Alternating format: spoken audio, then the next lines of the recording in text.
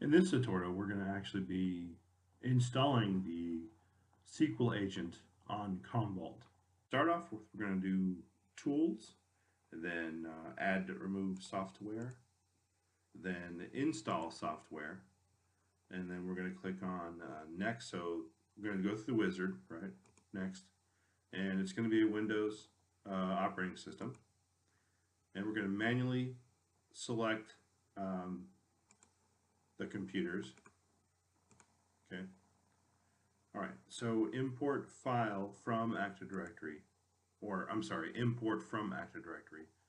We're going to type in our Active Directory domain name. Click OK.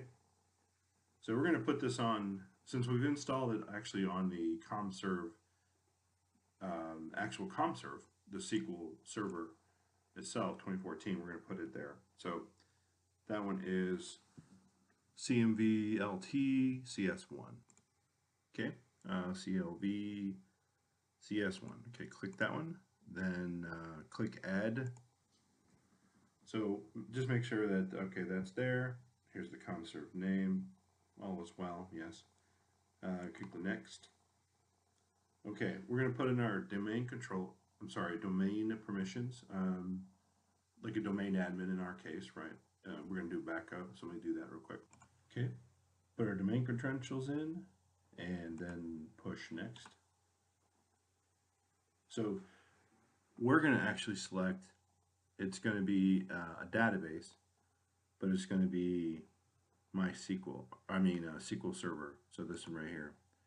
So if we just highlight over a little bit there, provides, backend recovery for Microsoft SQL Server and user databases. So that's one we want. We're going to click Next. We're going to add it to the Windows client group. Click Next. We're going to leave everything default actually, and Next. And leave this default, Next. So it's going to push Next through this as well. We're going to run this job immediately, actually.